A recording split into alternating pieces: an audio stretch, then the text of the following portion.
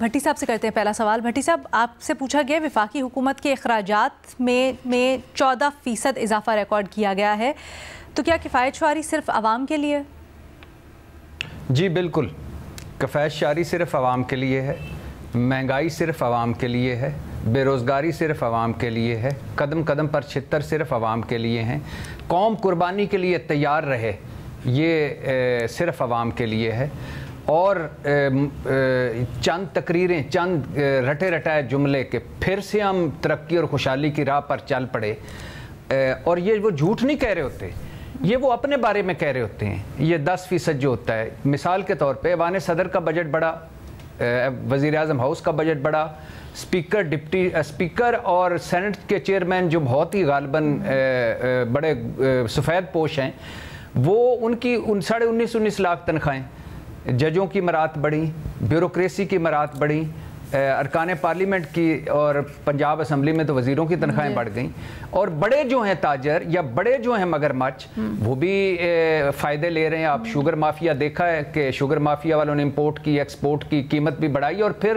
وفاقی کابینہ نے ان کا ٹیکس بھی کم کیا کہ یہ جو امپورٹ ایکسپورٹ پر ٹیکس ہے۔ اور اسی طرح تو پھر بھٹی صاحب یہ بتائیں نا آپ کہ عوام میں سے بھی کچھ خاص ہیں، یعنی سیلری کلاس جو بیچارے زیادہ دب رہے ہیں، اور سیلری کلاس والے سن لیجئے کہ 500 ارب وہ انہوں نے ٹیکس دیا ہے، اور ان کو ملا کیا ہے؟ اچھا مجھے ٹیکس پہ بھی چلو ٹھیک ہے، 36 قسم کا ہم ٹیکس دیتے ہیں انڈائریکٹ۔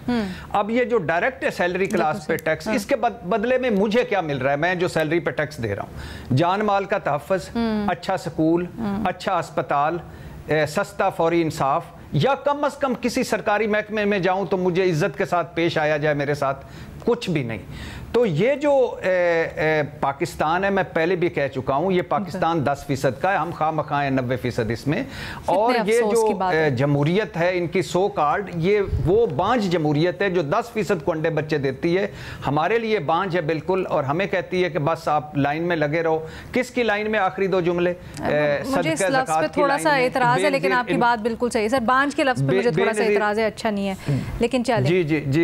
جی میں معذرت چاہتا ہوں، صدقہ زکوٰۃ کی لائن میں، بے نظیر انکم سپورٹس پروگرام کی لائن میں، سستے راشن بیگ کی لائن میں، بریانی کی پلیٹ کی لائن میں، قیمے والے نان کی لائن میں، باقی ملک ان کا ہے، اور انہوں نے موجیں کرنی، ہمارے لیے کفایت شعاری ہم نے کرنی ہے خود اپنے طور پر اپنے گھر میں۔ کتنی افسوس کی بات ہے۔ تھینک یو سو مچ بھٹی صاحب۔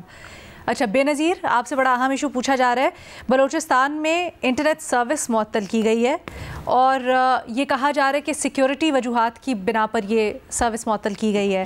آپ کیا سمجھتی ہیں سیکیورٹی کو یقینی بنانے کے لیے کوئی اس سے بہتر اقدام نہیں تھا؟ کتنے بڑے بڑے دعوے کیے جاتے ہیں ہماری حکومت کی طرف سے کہ پاکستان کو ہم ڈیجیٹل پاکستان بنائیں گے، ہم یہاں پہ 5G انٹرنیٹ لے کے آئیں گے، AI ہوگا ہر سیکٹر میں، باہر سے پتہ نہیں کتنے ڈالرز کی انویسٹمنٹ لے کے آئیں گے۔ ایک نوٹیفیکیشن، صرف ایک نوٹیفیکیشن سے آپ پورے صوبے کا موبائل ڈیٹا بند کر دیتے ہیں تقریباً 1 مہینے کے لیے۔ ایک صرف نوٹ، اور کہا جاتا ہے سیکیورٹی وجوہات ہے، نہ کوئی اسمبلی میں بحث ہوتی ہے، نہ کوئی تفصیل سے بتایا جاتا ہے کہ کیا یہ سیکیورٹی وجوہات ہیں۔ اس وقت فائر وال ہے، اس وقت آپ کے پاس، آپ تو کسی ڈسٹرکٹ میں کہیں چلے جہاں پہ ہائی سیکیورٹی مسئلہ ہے، وہاں پہ جا کے آپ موبائل ڈیٹا کچھ تھوڑی دیر کے لیے بند کر سکتے ہیں۔ ایک پورے صوبے کا آپ نے تقریباً 1 مہینے کے لیے، مجھے تو علینا یاد بھی نہیں پڑتا ایسے کہ پچھلی بار ایسے پاکستان میں کب ہوا تھا کہ ایک پورے صوبے کا 1 مہینے کے لیے آپ موبائل ڈیٹا بند کر دیں، مجھے تو یاد نہیں پڑتا۔ آپ سوچ سکتی ہیں کہ اگر ایسا پنجاب میں ہو کتنا شور مچے، آپ سوچ سکتی ہیں کہ اگر ایسا سندھ میں ہو تو کتنا شور مچے، لیکن بلوچستان میں ایسا کیا جا سکتا ہے کیونکہ پتہ نہیں، آپ پہ پوچھا جاتا ہے کہ وہاں پہ لوگوں کو اتنا غصہ کیوں ہے، انہی وجہ سے، کیونکہ آپ اس قسم کی اہمیت نہیں دیتے۔ آپ کو پتہ ہے دنیا میں اس وقت ایک بحث ہو رہی ہے کہ جو انٹرنیٹ ہے وہ ایک بنیادی حقوق ہونا چاہیے، اس کو ڈکلیئر کرنا چاہیے کہ وہ ایک فنڈامنٹل رائٹ ہے، کیونکہ اس سے آپ کے دوسرے بنیادی حقوق جڑے ہوئے ہیں، جیسے right to education, access to information, یہ ساری چیزیں۔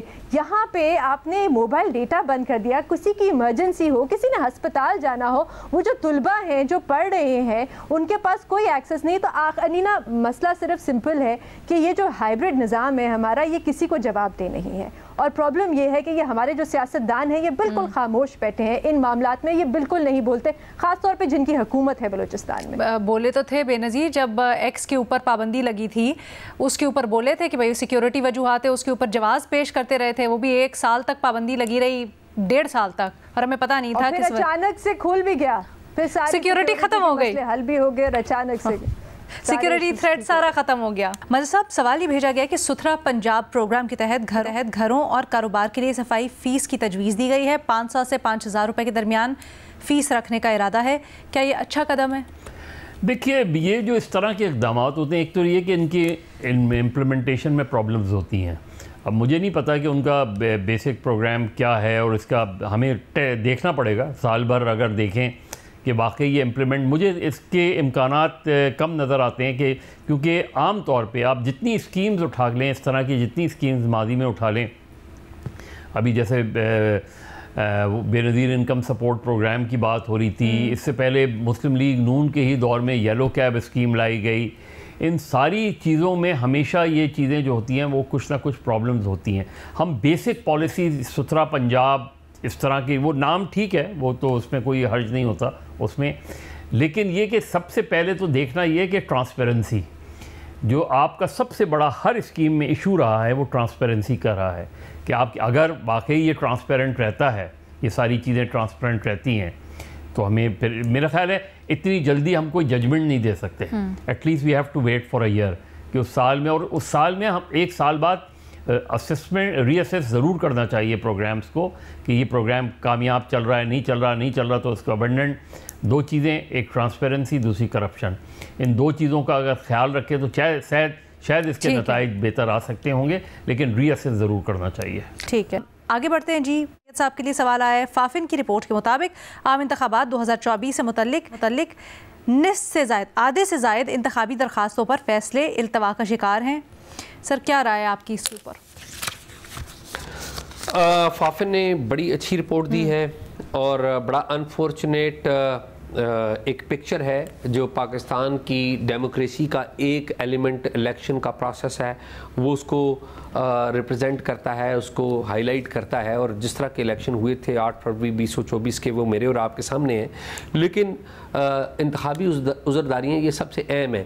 وہ اس لیے اہم ہے کہ اگر انتخابات میں کوئی دھاندلی ہوئی ہو یا انتخابی قوانین پر عمل درآمد نہ ہوا ہو تو ٹریبیونل بنائے جاتے ہیں. اور آپ کو پتہ ہے ٹریبیونلز کا معاملہ ایک عرصہ تک عدالت میں لٹکا رہا, وہ ٹریبیونلز نہیں بنے, پھر ٹریبیونلز بن گئے تو ڈیٹا فافن نے دے دیا. جو کی چیزیں ہیں وہ سیلف ریفلیکٹری ہیں, کچھ رائے خود لوگ بنا سکتے ہیں.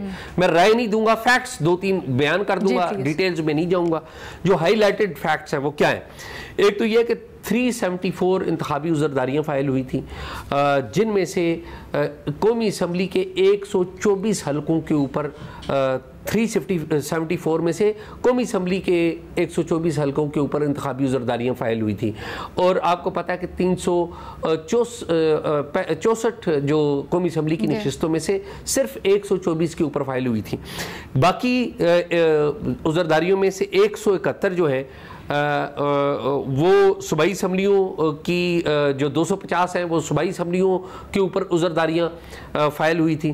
اور آپ اگر اگلی بات دیکھیں تو آپ حیران ہو جائیں گے کہ جو مجموعی عذرداریاں ہیں ان میں سے 168 جو ہیں وہ خارج کر دی گئی ہیں. اور خارج کر دینے میں جو 2 لفظ استعمال کیے گئے ہیں, انہوں نے کہا جی ناقابل سماعت, کہ یعنی کہ جو عذرداری آپ نے فائل کی ہے اس کے اوپر کہا گیا ہے ناقابل سماعت. یہ میں نہیں کہہ رہا, یہ آپ نہیں کہہ رہے, یہ وہ رپورٹ کہہ رہی ہے.